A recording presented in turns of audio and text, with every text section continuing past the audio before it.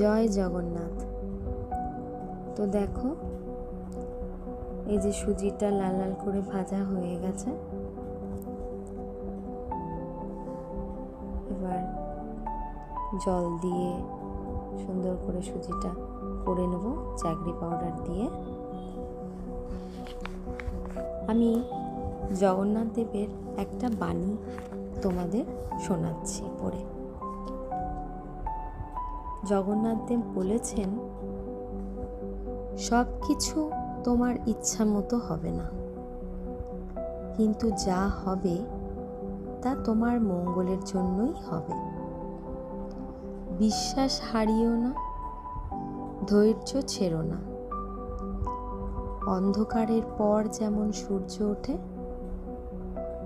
ঠিক তেমনি দুঃখের পরও সুখ আসবে।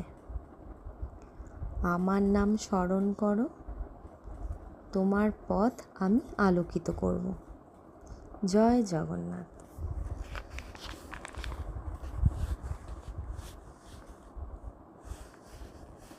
ঈশ্বরের পথ অবলম্বন করলে সমস্ত বাধা বিপত্তি, সমস্ত সংকট থেকে খুব সহজেই নিষ্পত্তি পেয়ে যায় মানুষ।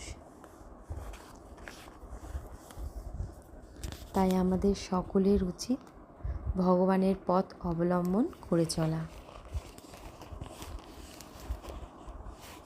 তো দেখো, সুজিটা হয়ে গেছে।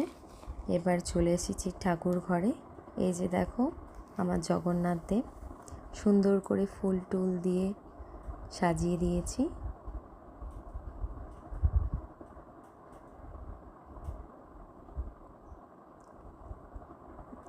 সব ঠাকুরের চরণে ফুল টুল দিয়ে সাজিয়ে দিয়েছি।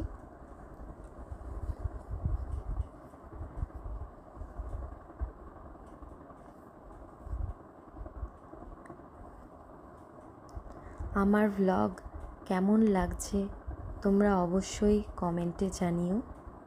ভালো লাগলে একটা লাইক করে দিও। এই যে দেখছো, আমার গোপাল বসে আছে, সুন্দর করে আজকে সাজিয়ে দিয়েছি।